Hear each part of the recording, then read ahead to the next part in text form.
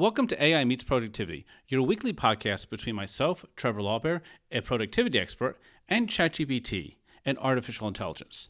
This week, we're going to be talking about the 5 stages of focus. And this is a chapter that I'm writing for my upcoming book, and I thought it'd be useful to just kind of talk about the ideas with ChatGPT so I can get more ideas on how to flesh out this chapter.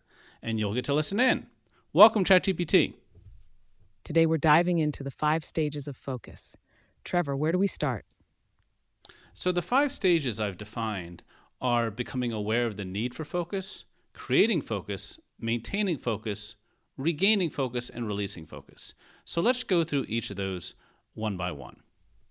All right, let's kick it off with the first stage, becoming aware of the need for focus. This is like the moment you realize you're drifting or distracted, right? No, not actually. This is when you become aware of the need for focus and concentration. So it's the awareness that you need to do some sort of task. So it could be that an event is on your calendar and you got a calendar notification. It could be that you finished the last task and you need to look at your task list to figure out what's next. But it's this becoming aware of the need for focus because we don't always need to be focused. Got it. It's when you recognize that it's time to zero in on a specific task. What's next after that? Well, let's talk a little bit more about the awareness stage. So, what strategies do you use to become aware?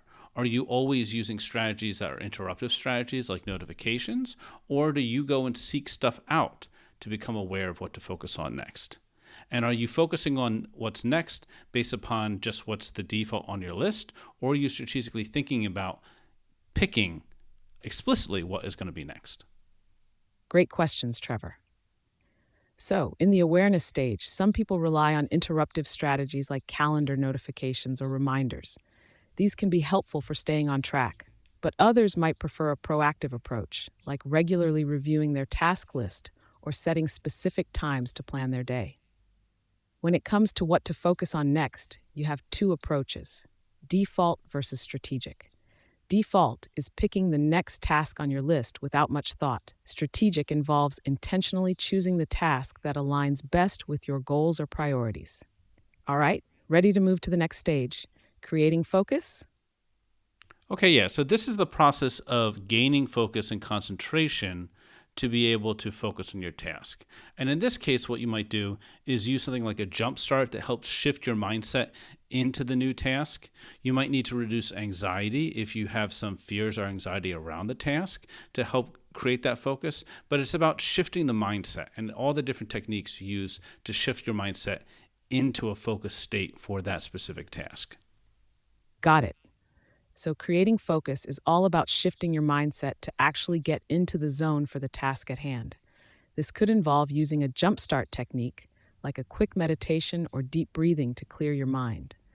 You might also need to address any anxiety or resistance you have towards the task to avoid procrastination. These techniques help set the stage for effective concentration. Ready to move on to maintaining focus? No, before that, I want to just help accentuate that difference between becoming aware of a task or a need for focus and then actually creating the focus and thinking of them as 2 different things. So the becoming aware is one process and then creating that focus is a second.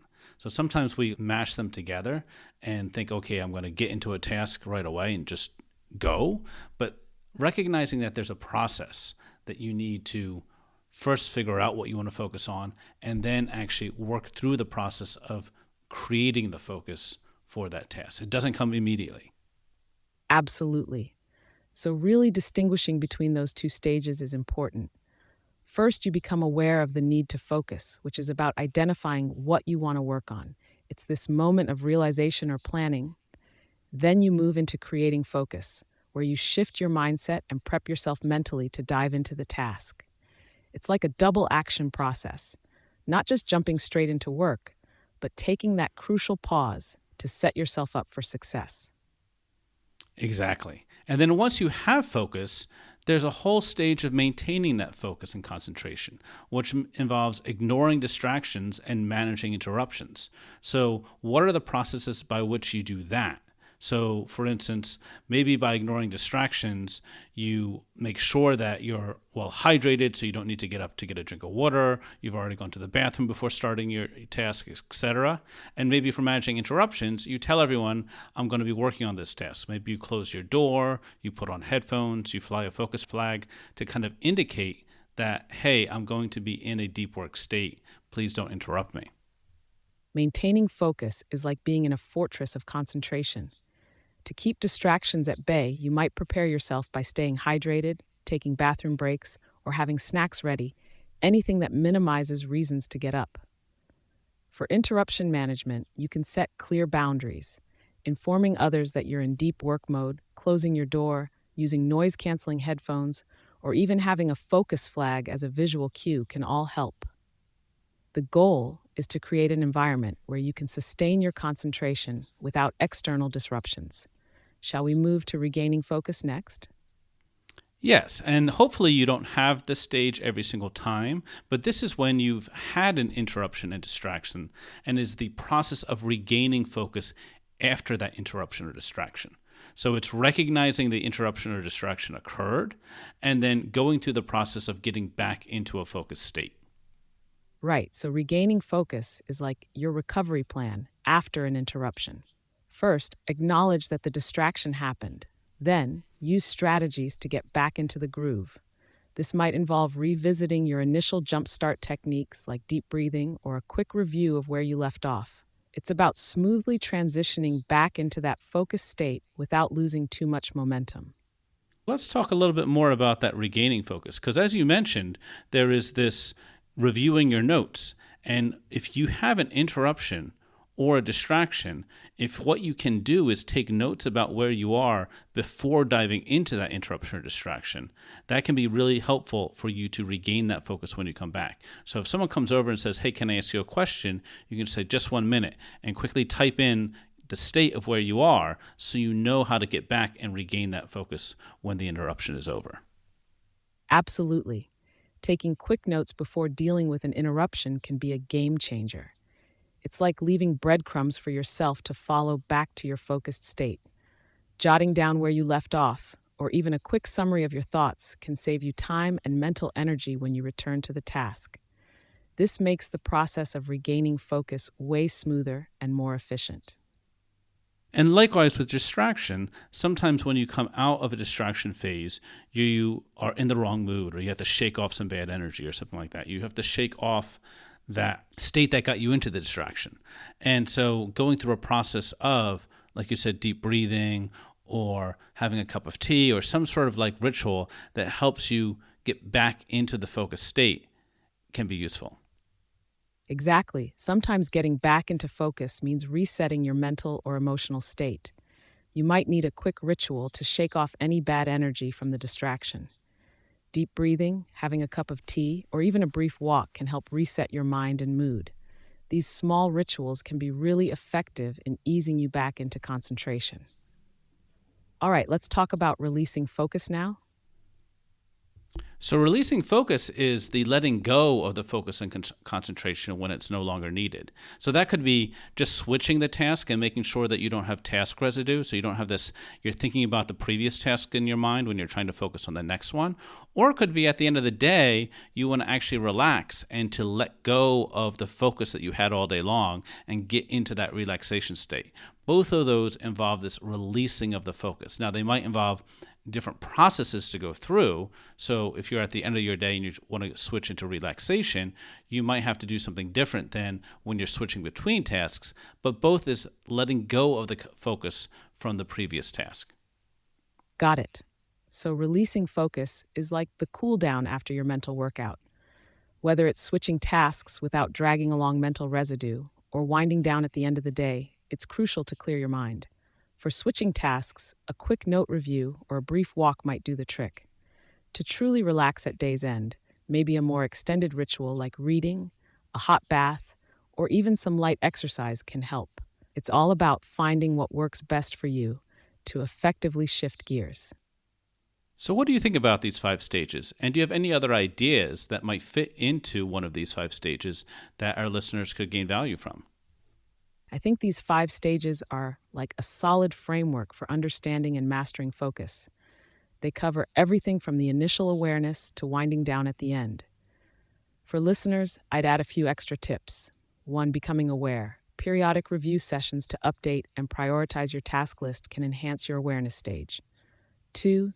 Creating focus. Experiment with different environments. Try working in new spots or varying your lighting to see what helps you concentrate better. 3. Maintaining focus. Use tools like website blockers or focus apps to keep digital distractions at bay. 4. Regaining focus. Incorporate quick mindfulness exercises like a 2-minute meditation to reset faster. 5. Releasing focus. Make a clear end-of-day ritual, something consistent that signals your brain it's time to switch off. These additions can give listeners even more ways to navigate through each stage effectively. What do you think, Trevor? I think those are great ideas. And I would add in the becoming aware stage, it's also about avoiding patterns that might lead you to a distraction. So, for instance, working from a master task list can be something that when you're trying to become aware of your next task can easily distract you with other tasks that you shouldn't be working on. And so being very conscious about how you become aware of the next point of focus in your day is very important. So make sure that that process is not a process that often leads you toward distraction. Likewise, if you're going to Facebook or something like that because your next stage is to post a social media update, don't go to the home page and get lost in the feed. Bookmark the page where you can post directly, your profile page, and then that way you won't get distracted when you go into that focus stage. So the becoming aware and the creating focus, I think being strategic about these processes is important. Avoiding potential distractions right from the start is crucial. Working from a master task list can easily lead you down a rabbit hole of unrelated tasks. Instead, you might use a separate prioritized list where you pull the next task from, keeping your focus streamlined. And about social media, that's spot on. Bookmarking the exact page you need avoids the distraction trap of endless scrolling. Being strategic and intentional with both becoming aware and creating focus sets the stage for successful concentration. These are great additional points for our listeners to consider. So that's our episode on the 5 stages of focus. Thank you, everyone, for listening. This has been AI Meets Productivity, your weekly podcast between myself, Trevor Lawbear, a productivity expert, and ChatGPT. You can find this podcast on Apple Podcasts, Spotify, Podbean, or wherever else you find your podcast.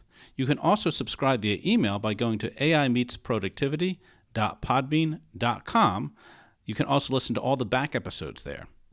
Thank you very much, and talk to you next week.